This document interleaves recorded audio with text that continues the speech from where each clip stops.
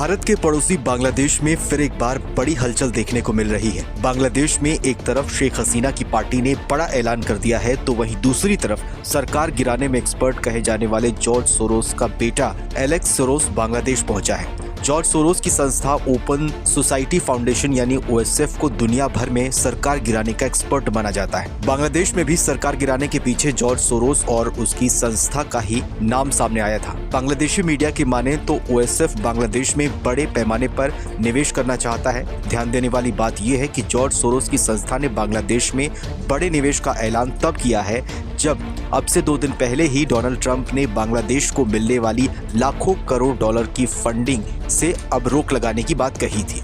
तख्ता पलट के बाद बांग्लादेश की सत्ता को हथियाने वाले मोहम्मद यूनुस की स्थिति भी अब खराब नजर आ रही है। अब से कुछ दिन पहले ही बांग्लादेश में शेख हसीना की सबसे बड़ी विरोधी खालिदा जिया अपने खराब स्वास्थ्य की वजह से देश को छोड़ चुकी है, तो वहीं दूसरी ओर शेख हसीना की पार्टी अवामी लीग ने बड़े आंदोलन का अब ऐलान कर दिया है। अवामी लीग एक तरफ फरवरी में बांग्लादेश में चक्का जाम धरना प्रदर्शन करने का ऐलान कर रहा है। 29 जनवरी को जारी एक बयान में अवामी लीग ने मोहम्मद यूनुस की सरकार को अवैध और असंवैधानिक बताया। अवामी लीग ने पहली बार यूनुस और उनके समर्थकों से राजनीतिक रूप से निपटने का फैसला किया है। अवामी लीग पूरे देश में पर्चे बांटेगा, मीटिंग करेगा, विरोध मार्च निकाले जाएंगे। इसके बाद 18 फरवरी को राष्ट्रव्यापी बंद का आयोजन किया जाएगा। ऐसे में बांग्लादेश में अब जैसे हालात बन रहे हैं उसको देखते हुए कई संभावनाएं जताई जा रही है। कहा जा रहा है कि कहीं बांग्लादेश में ठीक वैसा ही कुछ तो नहीं होने वाला है जैसा अब से कुछ महीने पहले शेख हसीना के तख्ता पलट के समय हुआ था। माना ऐसा भी जा रहा है कि कहीं शेख हसीना को दोबारा सत्ता में लाने की तैयारी तो नहीं की जा रही है। बड़ी बात यह भी है कि शेख हसीना की पार्टी अवामी लीग की सबसे बड़ी विरोधी खालिदा जिया की पार्टी BNP भी अब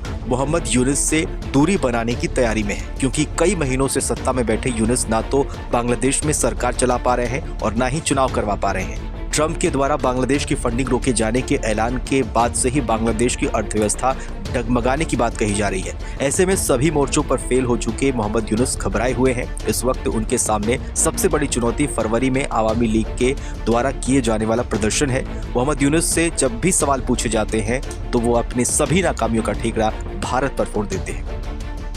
जैसे कि मैं सो रहा हूँ तो पिताजी को जगाना है मुझे, तो वो डायरेक्ट उठाने के बजाय, और हिंसा की परंपरा मेरे यहाँ नहीं थी सौभाग्य से, तो वो क्या करते थे कि उस कमरे में आ जाएंगे या बाहर से गुजरेंगे और चौपाई बोलेंगे, प्रात काल उठ गए रघुनाथा